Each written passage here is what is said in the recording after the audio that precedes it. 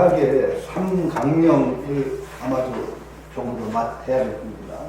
그러니까 대학은 그 삼강령이라고 하는 건 이제 주자의 체제라고 하지만 뭐죠? 대학의 도는 제 명명덕, 밝은 덕을 다시 밝히는 데 있고, 제 신민, 원래 원문에는 친민입니다. 신민이 아니고 대학형 원문에는 친할 친자예요. 그 백성을 친화하는 데 있다.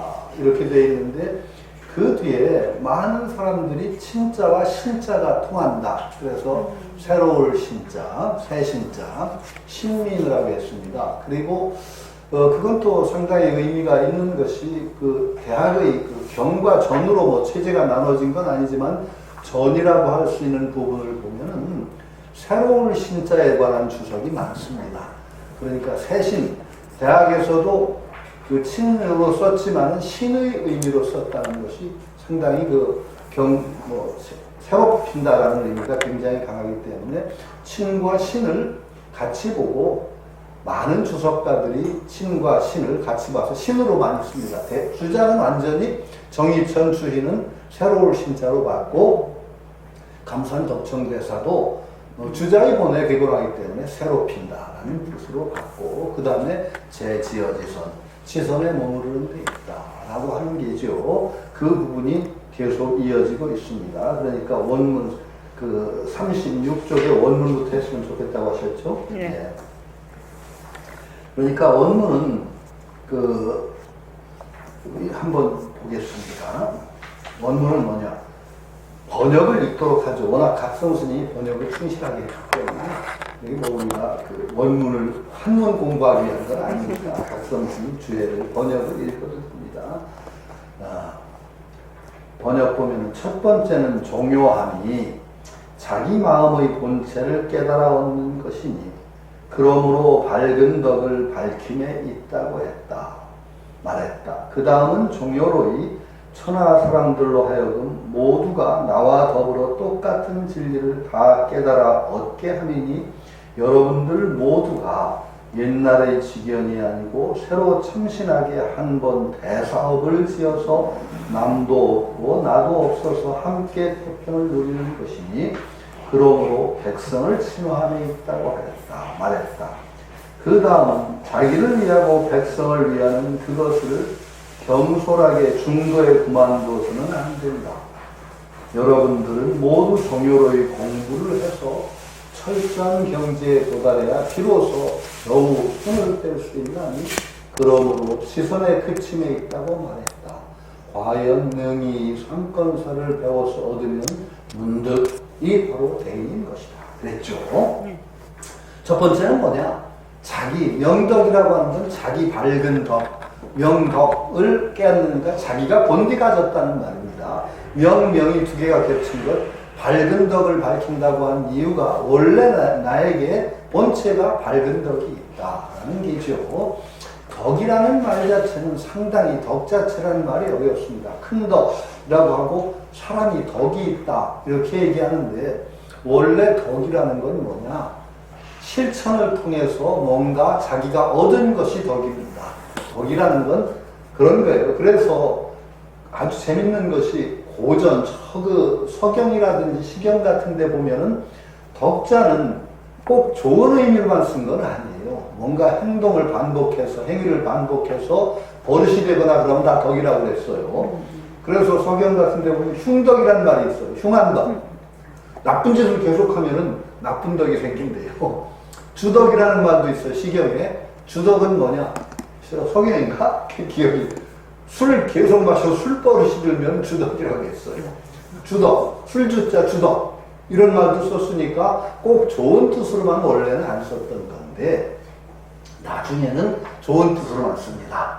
그래서 어떤 도덕적인 실천을 반복하다 보면 자기에게 딱 배워든단 말이죠. 그게 덕이에요. 그런데 그게 명덕이라고 하면 우리가 꼭 이 후천적 지금 생에서 그것을 실천해서 얻은 덕이 아니고 마음 본디 숙세의 연이라고 할까 그것이 하여튼 본디 갖춘 덕이 있다. 그래서 명덕을 마음은 가지고 있다라고 성리학에서도 얘기하고 또 이제 그렇게 얘기하는 게죠. 성리학은 불교 영향을 많이 받았기 때문에 당연히 그렇습니다.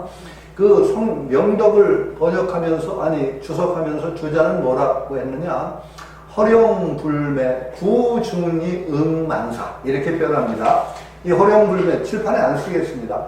텅빌 허자, 비일 허자, 신령스러울 영자, 안 입을 자, 어두울 매자. 허룡불매, 텅 비고 신령스럽고 불매, 어둡지 않고. 허룡불매하여 구중리, 여러 이치를 본디 갖추고 있고, 갖추고 있으면서 응만사, 만사에 응할 수 있는 게 내 마음의 덕이에요. 이렇게 표현해요. 그러니까 그 상당히 유학에는 원래 이런 사상이 없었습니다. 본디 유학의 공자맹자를 아무리 읽어봐도 허령불매, 텅 비고 신령스럽고 어둡지 않아서 이치를 본디 갖추고 있으면서 만사에 응한다라는 그런 사상이 원래 유학에는 없어요. 성리학에 나오는 겁니다. 성리학에 왜 나오냐? 이 불교 영향을 받아서 그렇습니다. 불교와 도교의 영향을 받으면서 마음을 이해하기를 그렇게 이해해요. 마음이라는 건 그냥 단순한 내 마음의 중요성은 일찍부터 맹자가 얘기했어요. 맹자는 뭐라고 했느냐? 학문의 도라는 거, 학문의 길이라는 건 뭐냐? 딴 거 없다. 국이방신, 내 놓아버린 마음, 잃어버린 마음을 되찾는 것이 따르다 해서 마음을 굉장히 맹자도 강조합니다. 그러면서 전에도 얘기했지만은 사람이 참 이상하다. 자기 집에서 기르던 개나 닭을 잃어버리면 부지런히 찾으면서 제 마음 잃어버리고서는 찾을 줄을 모른다 하면서 막 세상 사람들이 참 마음에 무심한 걸 야단을 치는데, 그렇다고 하더라도 마음이 선하다고까지는 얘기했지만은 허령불매 구중리 응만사는 얘기 안 했어요. 이것이 불교의 영향을 받으면서 마음을 그렇게 이해하고 그러한 마음의 능력, 덕을 명덕이라고 부르는 거예요. 본디 가지고 있다. 이렇게 얘기하는 게죠. 그러니까 이 본디 가지고 있다라는 이것을 믿지 않으면 참 공부하기가 힘들 거예요. 왜냐하면은 제가 늘 강조하잖아요. 본디 있지 않으면은 새롭게 만들어지는 건 없단 말이에요. 제가 얘기했잖아요. 철학 교수가 첫 시간에 철학하고 써놓고 와서 학생들한테 아는가? 철학을 아는가? 그러니까 다 모른다고 하니까 그것도 모르는 사람을 어떻게 가르치라고 싹 나가고, 둘째 시간에 들어와서 아는가? 하고 물으니까 학생들이 일부러 예, 압니다. 그러니까 다 아는데 뭘 가르쳐? 그러고 나가고, 셋째 시간에 들어와서 아는가? 하고 물으니까 반을 알고 반을 모른다고 하니까 그럼 아는 사람이 모르는 사람 가르쳐줘. 그러고 나가고. 그렇게 가게 하면 한 학기를 1시간이면 끝내요. 여러분한테도 제가 그렇게 하면 뭐 아는가 하고. 왜 그런데 모르면 가르칠 수가 없다는 얘기가 왜 나오느냐? 모르는 것을 알게 한다면 없던 지식이 생긴다 이렇게 되는 거죠. 없던 게 생기는 건 없어요. 세상에. 없던 게 생기는 건 없다는 거예요. 왜? 세상에 없던 게 생기는 걸 본 적 있는 분 손 들어보세요. 없습니다. 없던 게 생기는 걸 우리 형상세계에서는 볼 수가 없는 거예요. 그래서 원인이 언제나 결과보다 크다는 거예요. 100도의 열을 얻으려면 100도 이상의 열이 원인이 있어야 돼요. 그렇죠? 그렇지 않습니까? 100도 이상의 열이 있어야 100도의 물을 끓여내든지 하지, 100도 미만, 100도 안 되는 걸로 100도 이상의 물 끓을 물을 만들 길이 없죠. 그러니까 언제나 원인이 결과보다 더 완전해야 되는 거예요. 그러면 우리가 깨닫는다고 생각하면 깨달을 수 있는 가능성이 완전하게 나에게 있다라는 것이 돼야 되죠. 그래야 깨달을 수가 있어요. 그런데 완전하게 다 젖어버리면 공부할 필요가 없죠. 그렇죠? 공부할 필요가 없어요. 우리가 뭐 다 본디 다 붙여달라고 막 설치는 사람들 보면 참 황당하죠. 본디 붙여주면 우리는 뭔가 부족한 게. 그래서 나중에 불교에서 그걸 이론화해서 본각과 시각 이런 걸로 하죠. 본래적인 가능성을 우리가 완전히 갖추고 있고 그것을 후천적인 노력을 통해서 다시 완성시키는 그런 과정으로 우리 수행을 설명하는 게죠. 이것도 명덕도 그런 식으로 보는 겁니다. 본디 밝은 덕을 가지고 있다. 그것을 다시 후천적인 노력을 통해서 회복하는 것, 그러니까 자기 완성의 길이죠. 자기 완성의 길, 그게 명덕이라고 표현되는 겁니다. 밝은 덕을 되밝힌다. 이게 우리의 근본사죠. 자기 본디 가진 명덕을 밝히고 우리가 가진 온전한 품성이라고 할까, 본성을 깨달아서 완성시키는 것이야말로 우리의 본분사다. 이렇게 말할 수가 있죠. 이것이야말로 근본 중에 근본이죠. 명덕. 이래서 자기 감산덕청대사는 이것을 자기 마음의 본체를 깨달아 아는 것, 그것이 본디 밝은 덕을 되밟히는 것이다. 이렇게 얘기했죠. 그리고 그 다음에 자기 혼자서 깨달은 것으로 그치면 되느냐? 아니라는 거죠. 반드시 그것은 깨달은 덕을 남과 함께하는 바, 이것이 있어야 된다는 겁니다. 그리고 나중에 제가 대학의 주안점을 미리 얘기한다면 본디 원래 혼자서만 온전하게 깨달아서 소유할 수가 없는 겁니다. 없는 겁니다. 그건 잘 아셔. 왜냐하면 우리라는 존재가 여러분들이 평생 가서 나 혼자만 있은 적을 한번 생각해 보세요. 나 혼자 오롯하게 나 혼자만 있었던 지역을 한번 얘기해 보세요. 있었던가? 몰라요. 수행할 때는 있었나 몰라요. 그런데요, 한 존재는 절대로 혼자 있을 수가 없어요. 아니 여러분하고 나하고가 계속 연관을 맺고 있는, 제가 집에 있으면서도 오늘은 보림선언에 가서 무슨 얘기를 해야 되나. 벌써 여러분들이 내 마음속에 들어와서 저를 간섭하고 살고 있거든요. 가족관계, 그런 관계망 속에서 우리는 있지, 혼자만 있은 적이 없어요. 그러니까 혼자만 온전하게 행복해질 수가 없는 존재예요. 내가 행복해진다? 여러분들이 다 불편한 얼굴을 하고 있으면 제가 행복할 길이 없어요. 그렇죠? 가족관계 다 그 맥락 속에 있는데 그 사람들이 같이 행복해지는 완성이라는 건 원래 함께 이렇게 나아가는 것이, 나 혼자 온전히 행복해지겠다, 이런 꿈 꾸는 것 자체가 잘못된 사고방식이에요. 우리가 나아가는 길은 함께 가는 길이에요. 언제나. 연기라는 건 그래요. 인드라망 연기에서 그러잖아요. 인드라망 그 무한 중중 연기, 하나의 구슬 속에 모든 구슬의 그림자가 다 들어와 있다는 거죠. 그러니까 내 마음속에 여러분과 더불어 우주가 다 들어와 있기 때문에 내가 성불하는 길은 그것들을 온전하게 함께 성불시키는 길이에요. 이렇게 되는 거죠. 물론 본말이 있어요. 근본은 어디나 있어요. 내가 우선 힘쓰지 아니하면서 남부터 챙긴다는 그런 법은 없지만은, 그렇다고 하더라도 언제나 함께 가는 길이라는 잊으면 안 되고, 그렇게 혼자라는 생각을 하는 순간 벌써 근본이 틀린 거예요. 근본이 틀렸어요. 보살도라는 건 억지로 보살도를 걷는 게 아니라 보살도는 당연한 거예요.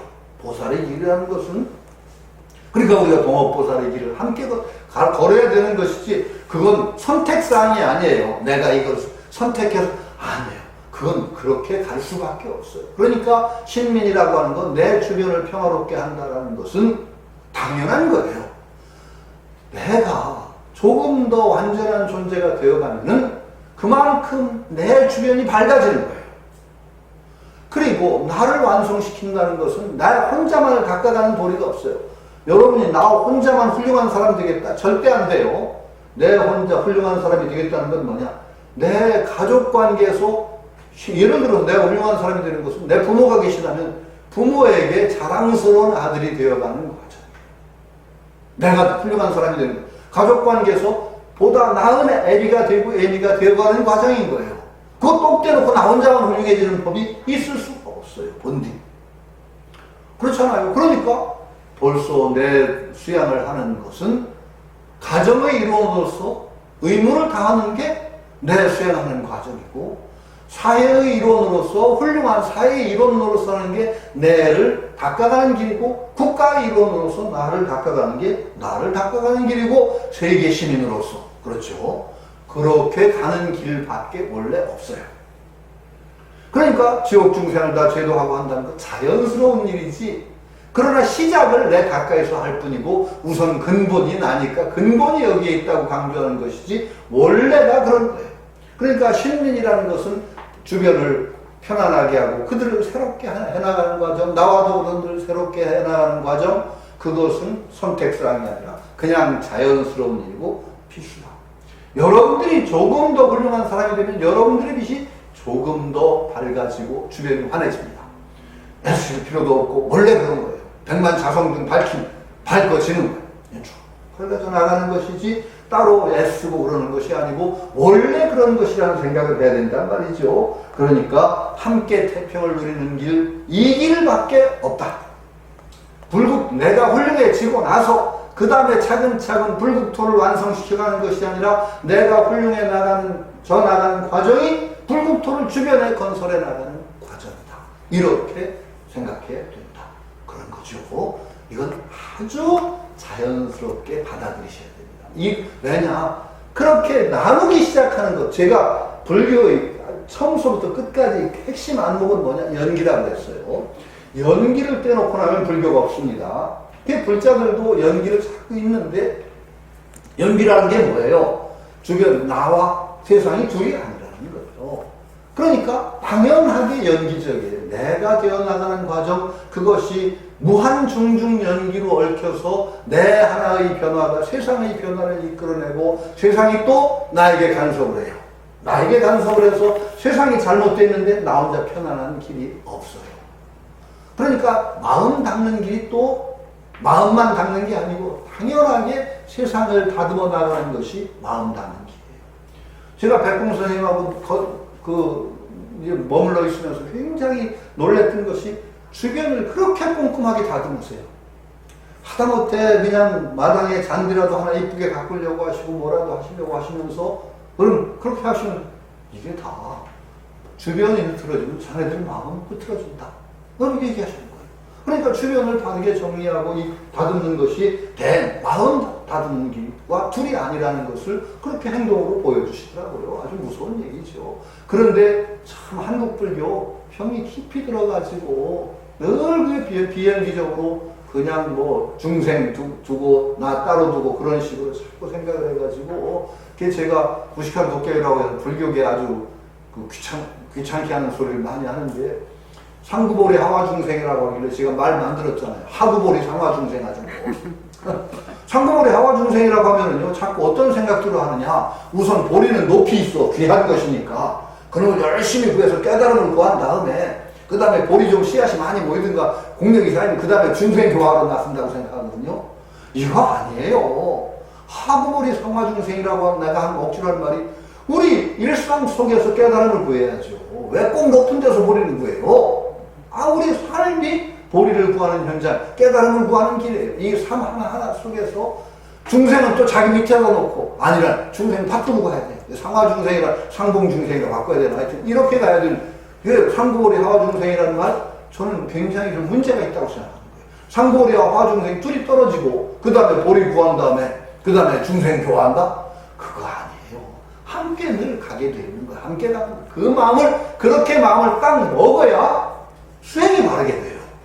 왜냐? 정지견이 서지 않으면 수행이 안 됩니다. 지견 세우지, 지견이 삐뚤어지면은요, 수행을 거꾸로 한단 말이에요. 거꾸로 해요. 늘 나는 중생이라고 못을 쾅쾅 쳐대면서 부처된다고 하는 사람들이 있어요. 그거 부처 못 됩니다. 나는 깨닫지 못했으니까 깨달아야 되겠다. 깨닫지 못했다고 못을 땅 쳐놓고 어떻게 깨달아요? 그렇죠? 이렇게 이게 연기입니다. 깨달음과 깨닫지 않음이 둘이 아니라는 바른 지견을 써요. 번뇌가 보리라는 지견이 서야지 번뇌에 뒤들리지 않아요. 번뇌와 보리를 딱 둘러보는 순간에 번뇌하고 싸우느라고 번뇌하고 싸우느라고 한 세월 나가서 병 만들어요. 마음병 만들어요. 번뇌 없애려고 용어를 써요. 근데 번뇌와 보리가 둘이 아니라는 어떤 확신이 와. 이게 확신이 오는 게 중요해요. 공부를 할 때 이게 한번 힘을 얻는다고 하는 거예요. 공부를 하는데 선생님이 그 지도하실 때 그 중요한 방편이에요. 그 딱 지금 딱 확신해서. 그 아마 그런 때도 인가도 하시고 그랬던 것 같은데 딱 쓰면 그 다음에 번뇌가 두렵지가 않아요. 번뇌하고 싸우지를 않아요. 번뇌 이거 뿌리가 없는 거 알아요. 그냥 자연하게 하고 할 일 하다 보면 번뇌가 자연히 없어요. 그 이전에는 번뇌하고 내가 둘이라는 데 매달려서 번뇌 없으려고 용을 쓰면은 영원히 안 없어요. 번뇌 인정을 하고 어떻게 없어요?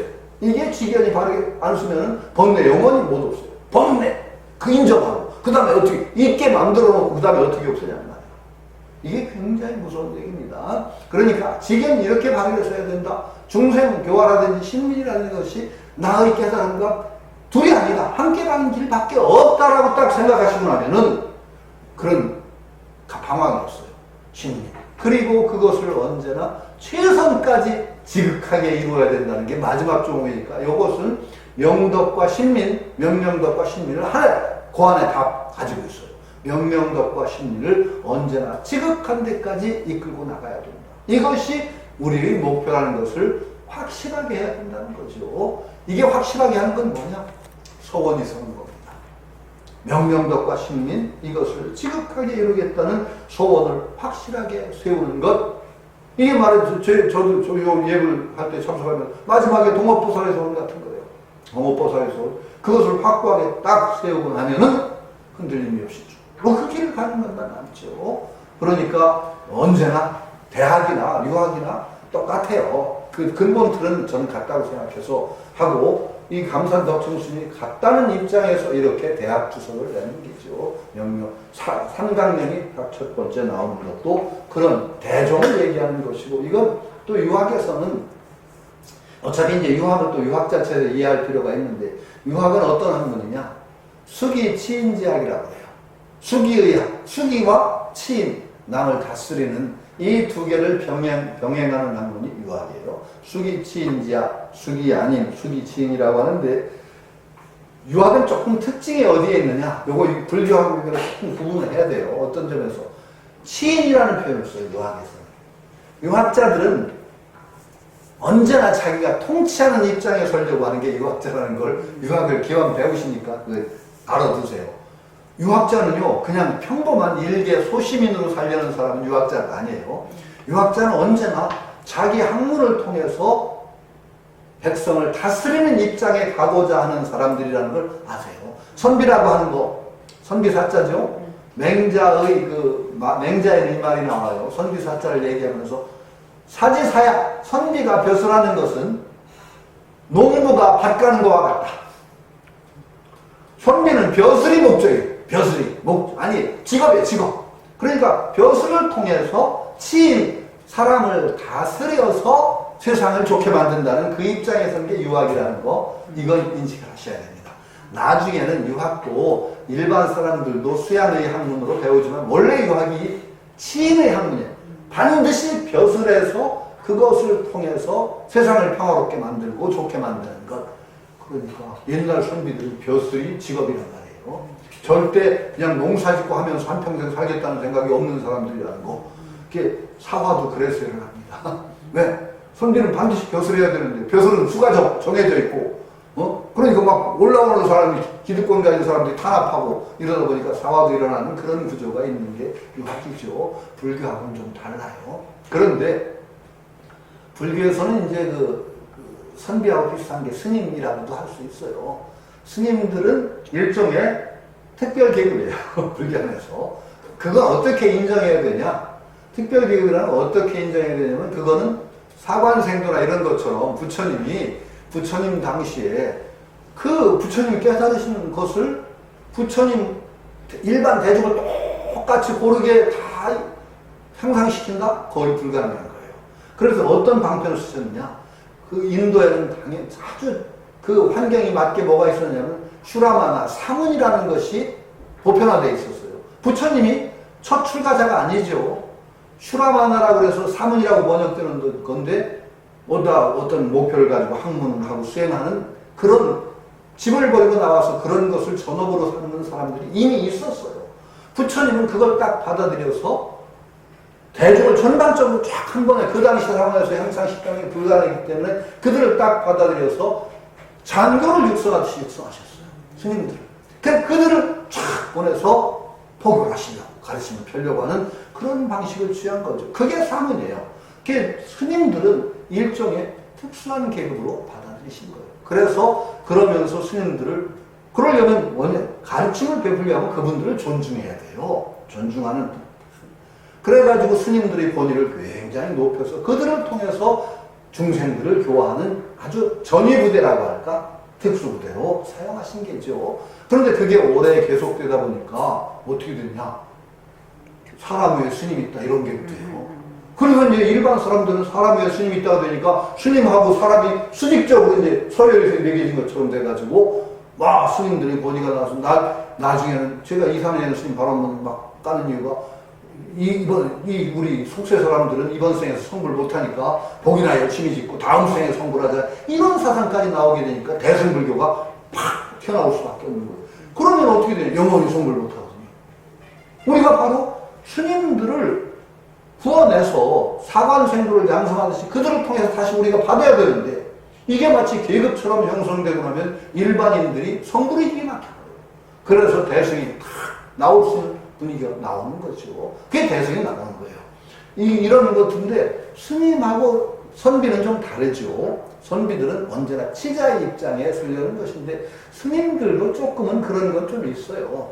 왜냐하면 가르치는 자의 입장에 서려고 하는 것이 일반이죠. 그리고 부처님이 그것은 받아들이신 방편이니까 그만큼은 우리가 스님들을 존중해야 됩니다. 왜냐? 모든 힘을 통해서 그래도 빠른 공부의 길을 찾아서 빨리 우리에게 전해주는 사명을 가진 분들이 있잖아요. 그러니까 그 대신에 우리는 욕을 해야 됩니다. 스님들식으로 우리한테 얘기하면 우리가 반발해야 돼요. 스님들이 책임도 안 지면서 화두 들어 그러면은 안 돼요. 왜? 우리 화두 들다 망해요. 진짜 조심해야 돼요. 제가 화두 열심히 들다가는요, 스님들은 열심히 들어서 밤낮없이 그거 들고 해서 뭐 하면 찬양받지만 제가자들이 화두 열심히 들어가지고 대개는 망합니다. 안 돼. 아니, 제가 이런 말 하면 구업을 쓰고 힘들어. 어떤 스님, 내가 예를 들어서 진짜 스님한테 그런 적이 있어요. 스님을 정말 화두를 열심히 들었더니 나중에 환숙하신 스님인데 몇 년 동안 화두를 열심히 들었더니 게임방에 가서 게임을 했더니 더 잘 되더래. 화두를 들고 했더니. 그래서 내가 진짜 웃었는데. 아니, 그런데 그 정도 가려면요, 거의 만사재패해놓고 화두해야 됩니다. 제가 그 중간에 망합니다, 되게. 안 된다. 그게 힘들다는 게죠. 화두라는 방편 굉장히 좋은 방편인데 굉장히 또 한편으로 문제가 있는 방편이기도 하다고 저는 생각을 합니다. 그래서 우리 삶 속에서 닦을 수 있는 여러 방편들을 모색을 하고 스님들한테도 요구를 해야 됩니다. 그럼 무책임하게 스님들이나 할 수 있는 방편 가지고 우리 지도하지 마십시오.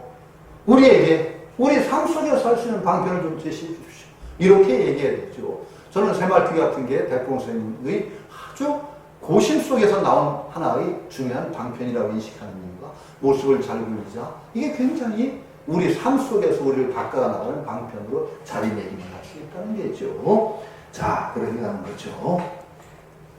강의 여기에서 딴 건 뭐 필요 없고 37쪽에 왕양명 선생을 또 들은 각성스님 왕양명 선생은요, 양명학을 주자에 대항해서 나온 분인데, 왕양명 선생은 선과 통해요.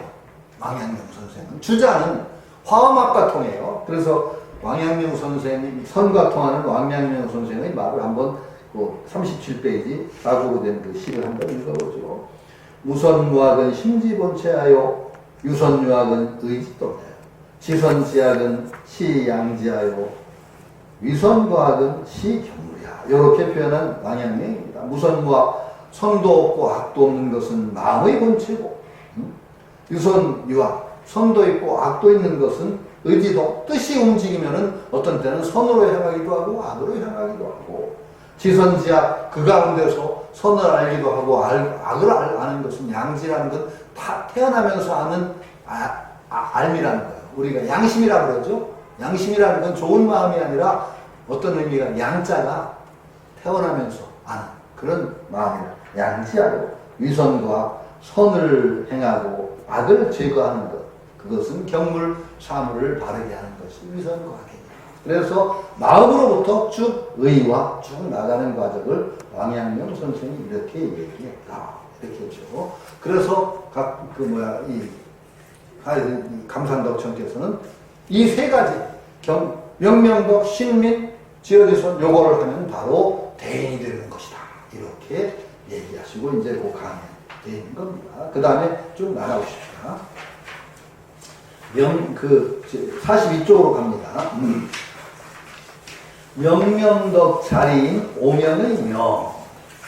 이렇게 제목을 붙였고 원문을 한번 번역을 읽어보겠습니다.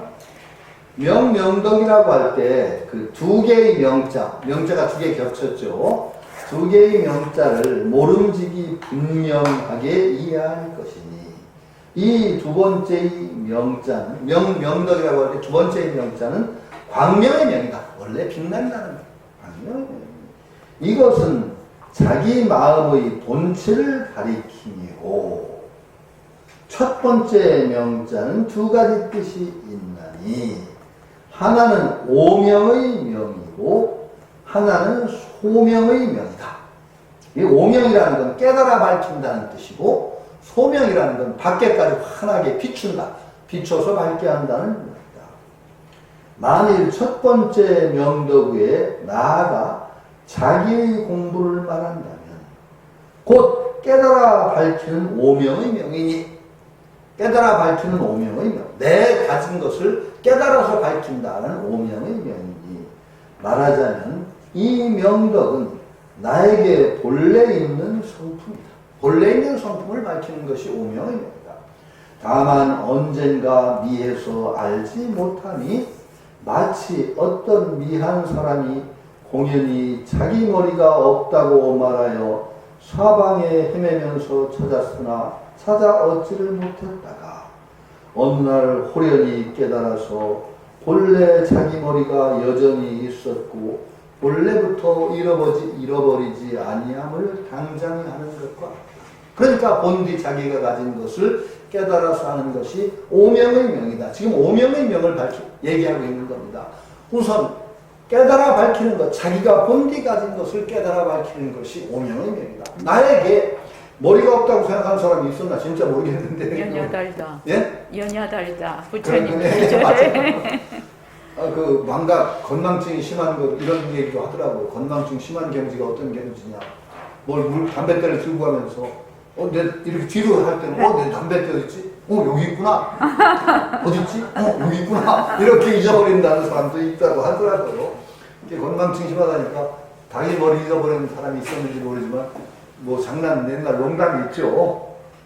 스님 하나를 자는 사이에 장난친다고, 아니 스님이 아닌데 보통 사람을 하나를 머리를 깎여놓고 자는 사이에 수면제 되게 큰데 깎아놓고 스님 옷을 입혀놓고 목탁을 쥐어놓고 갔더니 이 사람이 깨서 자기가 스님이었다. 갑자기 스님이 된 거야. 그래서 하면서 스님은 여기 있는데 나는 어디 갔나? 스님은 여기 있는데 나는 어디 갔냐 하면서 목탁 치면서 갔다. 그러니까 자기를 잊어버린 거죠. 네. 스님은 여기 있는데 자기는 어디 갔냐고 찾았다는 그런 얘기. 비슷한 거죠. 그러니까 본디 있던 것을 깨달아 밝힌다는 것이 오명이죠. 없던 것을 밝히는 것이 아니라 본디 있던 것을 찾는다. 머리 없다고 생각하는 사람이 머리 찾은 거와 마찬가지로 그렇게 밝히는 것이다. 그래서 참 동서양이 통하는 얘기인데, 요 얘기를 하자면 이제 철학에서는 소크라테스 얘기가 있죠. 플라톤과 소크라테스, 제가 그것도 몇 번 말씀드렸어요. 플라톤과 소크라테스 철학은 소크라테스가 늘 자기는 무지하다고 얘기하고 사람을 알게 해주는데, 알게 해주는 과정을 산파술이라고 했어요. 산파술이라는 건 뭐냐? 아이를 내가 만드는 게 아니라 본디 있던 아이를 낳게 해주는 거다. 내가 남을 알려주는 게 아니라는 거예요. 알고 있었는데 그것을 내가 임신한 아이를 밖으로 끌어내는 것과 마찬가지로 이미 알고 있던 것을 되살려주는 거다. 그게 상기라고 합니다. 아는 것은 상기라고, 기억한다는 거죠. 플라톤이 어떻게 얘기했느냐? 인간의 혼이라고 할까? 마음은 원래 이데아의 세계라는 진리의 세계에 살았대요. 환하게 진리를 다 알아. 그래서 원래. 그런데 육체라는 감옥 속에 이 영혼이 들어오면서 육체의 감옥의 영향을 받다 보니까 망각을 했다는 거예요. 다 망각을 한 거야. 그 안다는 것은 망각했던 것을 되살려내는 과정이다. 이렇게 플라톤이 얘기해요. 그걸 설화를 빌어서 얘기하죠. 재밌게 설화가 있어요. 원래 그 영혼이 이 육체 속에도 들어오려면은 아주 사막지대를 지난대요. 사막지대를 지나면 마지막에 육체에 들어오기 전에 강물을 건너게 되는데 그게 망각의 강이래요. 망각의 강. 그러니까 워낙 사막지대를 지나서 갈증이 심하던 영혼들이 망각의 강 속에 들어서 강물을 막 퍼마신대요. 망각의 강. 그래서 다 잊어버리고 멍청한 인간. 그런데 그 사람마다, 영혼마다 자기 통제력이 강한 영혼들은 망각의 강물을 조금 먹고, 자기 통제력이 약한 사람 목욕하면서 막 퍼먹어서 완전히 다 까먹는 그 영혼이 있고, 그래도 아주 영특하게 태어난 영혼이 있는 것은 망각의 강물을 얼마나 퍼먹었느냐에 따라서 달라진다. 이런 설화를 플라톤이 얘기를 해요. 그렇듯이 거기서도 원래 온전하다. 알미라는 건 원래 온전하게 있던 것인데 그것을 회복하는 것이다. 이런 얘기를 플라톤이 하거든요. 마찬가지죠. 본디 온전한 알미 있다. 온전한 명덕이 있는데 그것을 되살린다. 이것이 오명의 명이다. 깨달아서 밝히는 명이다. 그것을 다시 천하에 밝히는 것은 이제 소명의 명이고 오명. 그러니까 반드시 자기가 본디 있던 것을 확실하게 자기 속에서 확인하지 않고 남에게서 확인할 수는 없으니까 우선 자기의 오명이 근본이다. 이 대학에서 우리가 중요하게 여기는 것은 본말관입니다. 근본과 말단은 분명히 해야 된다는 거죠. 제가 계속 강조할 때 제 말에는 이제 병이 있을 수가 있어요. 왜냐? 제가 계속 강조하는 것이 우리가 함께 나아가는 길밖에 없다라고 저는 계속 얘기해요. 내가 혼자 깨달을 수가 없고 혼자 편해질 수 없고 내가 훌륭한 사람이 되는 것은 가족의 일원으로서 사회 일원으로서 국가 일원으로서 세계 시민으로서 훌륭해지는 과정 그 길밖에 없다. 돌국토 건설의 길과 나를 밝혀나가는 길이 둘이 아니다 라고 제가 계속 강조를 해요. 그러나 이 문제 말에 또 매이면 잘못하면 본말을 잊으면 안 돼요. 근본이 있단 말이에요. 언제나 근본이 어디냐? 자기에게 있다는 거죠. 근본. 그러니까 소명의 명이 있는 건 당연한데 자기가 본디 있는 것을 자기가 깨달아 아는 오명의 명이 없이 소명의 명이 있을 수는 없다는 말이죠.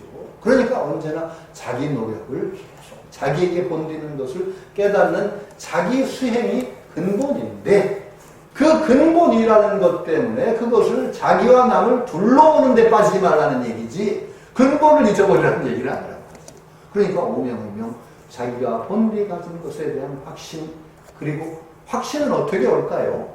오명, 자기가 본디 가져 깨달은 존재라는 확신은 어떻게 얻으세요? 어렵죠? 부처님 말씀을 통해서 우선 얻어요. 우리 이제 믿음이 중요한 거예요. 그 부처님 말씀을 자꾸 경을 읽고 하다 보면은 부처님 말씀에 대한 확실한 확신이 생겨요. 믿음이 생겨요. 그걸 통해서 그 믿음이 없이는 공부가 안 되죠. 우리가 그러니까 그 사전 공부가 있어요. 확신에 이르기 전까지 공부가 반드시 필요해요. 경을 배우고 선지식 좋은 것이나 스승을 통해서 하다 보면 어느 날 진짜 확신이 생겨요. 확신이 생겼을 때 그 확신을 바탕으로 해서 노력하다 보면 본디 자기가 그런 존재이기 때문에 그 빛이 확 툭 터져 나올 때가 있어요. 그럴 때 확신이 깊어져요. 그 꾸준히 나갈 수 있는 자기 양식이 생기죠. 자량이 생겨서 흔들리지 않고 가게 되는데 이 과정을 꾸준히 밟아나간다는 것이 중요하죠. 근데 첫 번째 언제나 그렇지만 자리와 이타가 둘이 아니지만 근본은 언제나 자기 공부에 있다라는 것을 또 망각하면 안 되죠. 이건 분명한 겁니다. 대학 같은 걸 배울 때 유학은요. 유학의 장점이 있어요. 불교하고 좀 다른 장점이 뭐냐.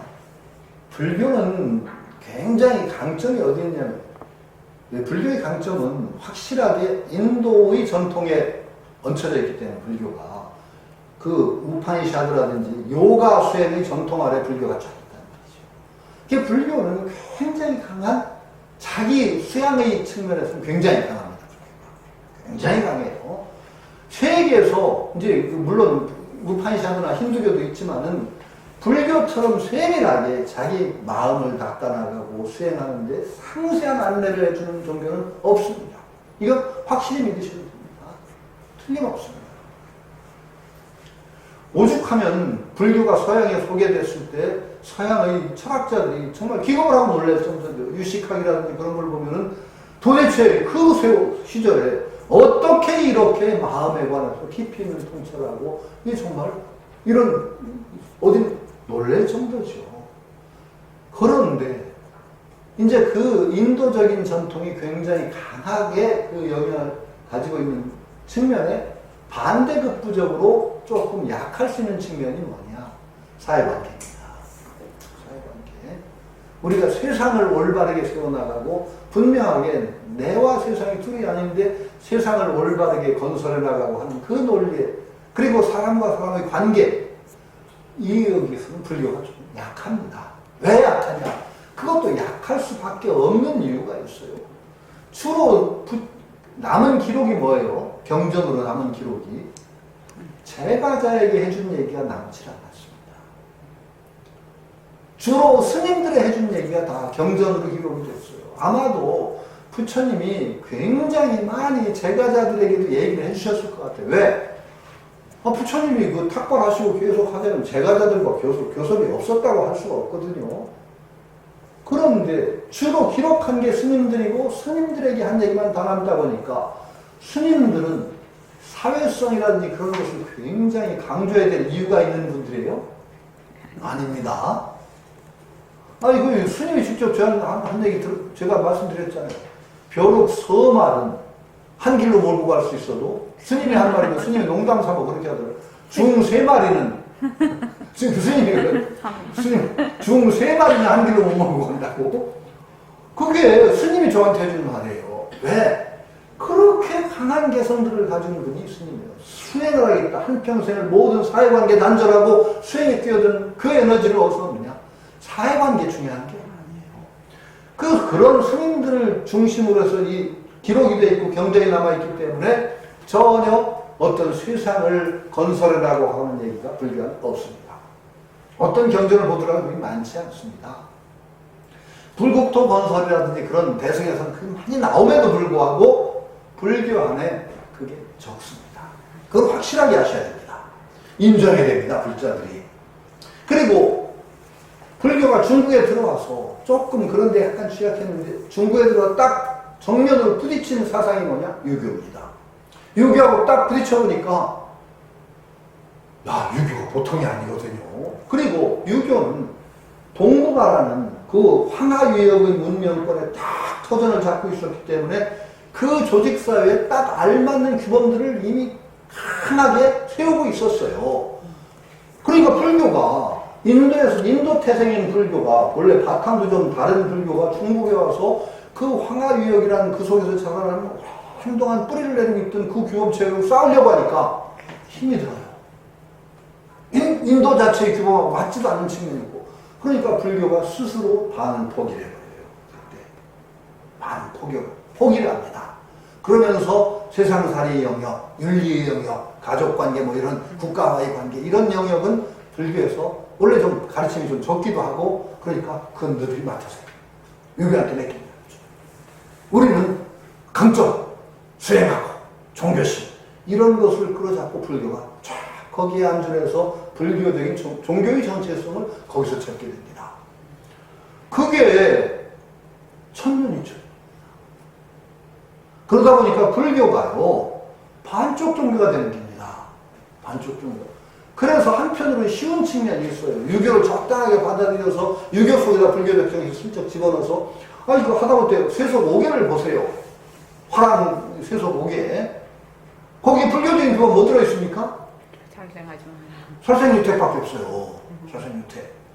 나머지 전부 유교하고 다 통하는 거예요. 그러니까 유교하고 적당하게 병존하면서 많은 부분을 유교한테 다 맡겨놓으니까 불교는 일상적인 삶을 이끌어가는 그런 영역에서는 굉장히 물러서 버린 거죠. 이것은 아마 상황 자체가 피치 못할 상황은 좀 있었더라도 이제는 그게 아닙니다.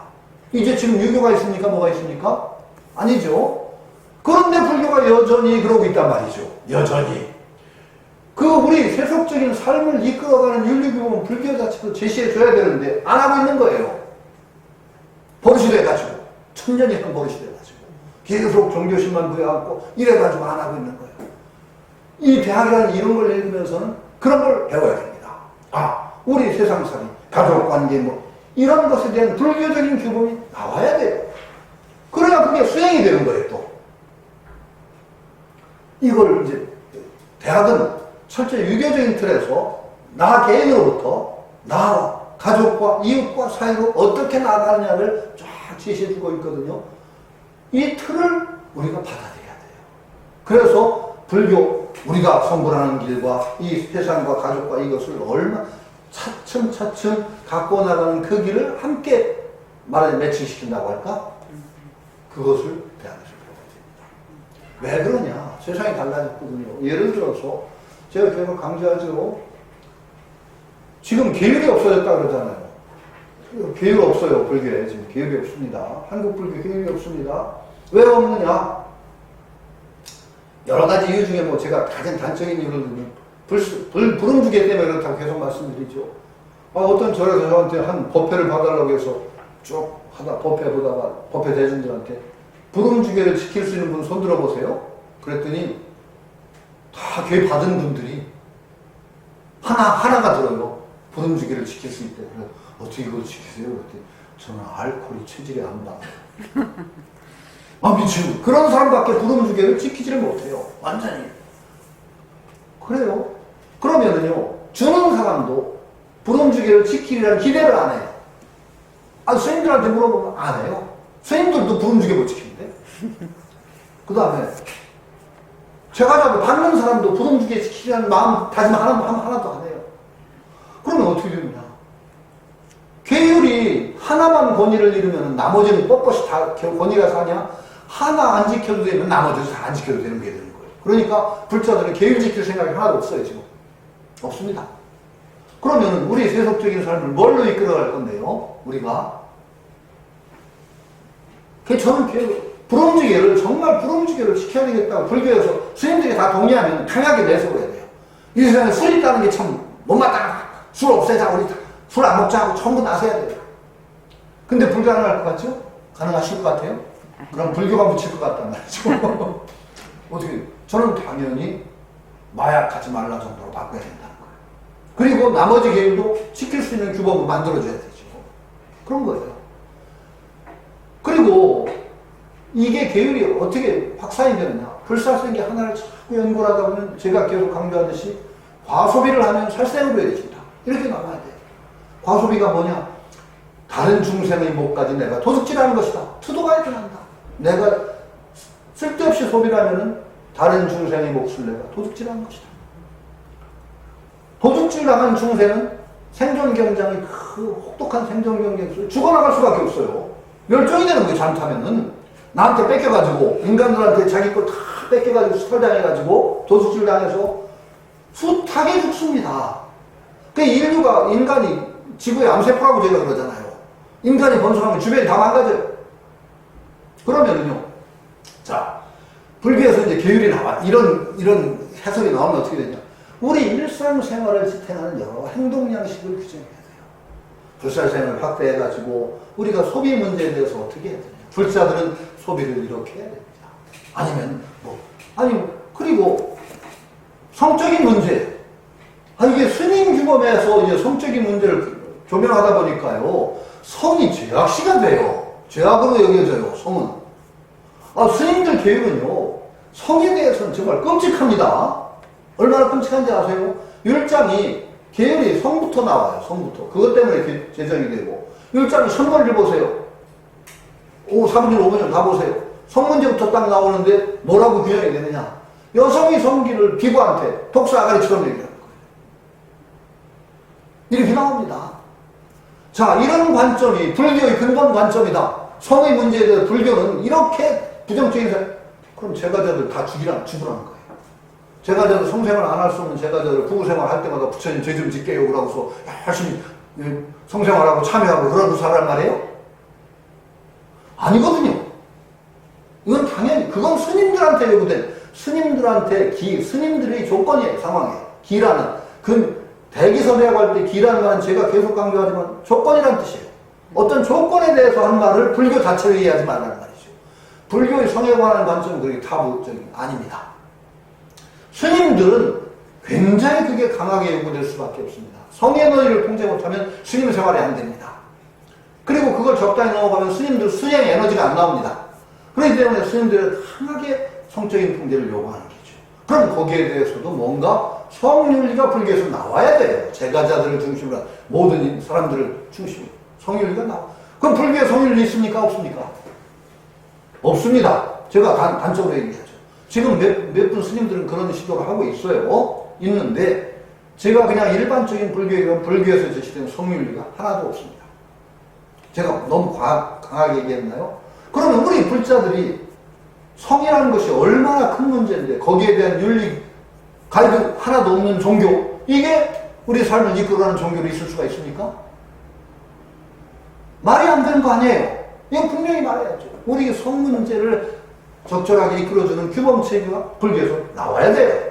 그래야 이게 우리 삶을 이끌어가는 종교가 되는 거죠, 불교가. 마음만 붙잡고 가는 종교가 아니고.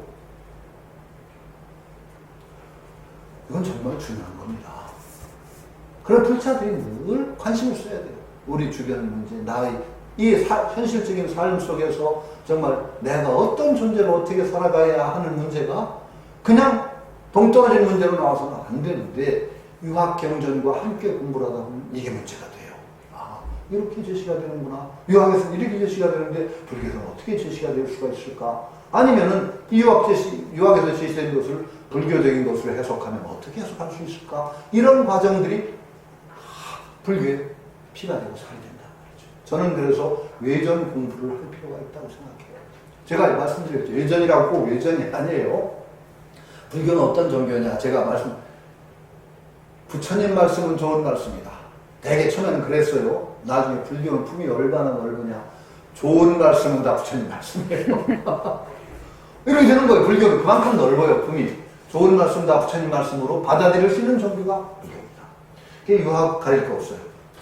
그걸 부처님 말씀 속으로 품어드려야 되는데 그러기에 이 대학이라는 이런 경전들이 굉장히 소중한 눈을 띄워주는 거죠. 여기서도 명명덕과 심리란 틀, 그 다음에 그것을 지상까지 이끌어야 한다는 틀, 그리고 본말의 문제에서 자기 본딘 그것을 밝힘으로써 세상이 그걸 밝혀낸다는 그런 틀, 그것을 나중에 보면은 어떻게 나와요? 굉장히 자세하게 나오거든요. 전 보면은 재밌어요. 물론 이 감산덕정대에서는 경문만 했어요.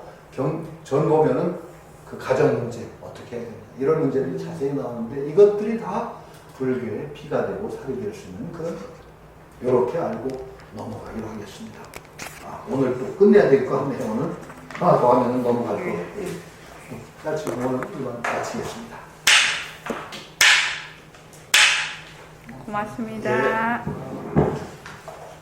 네.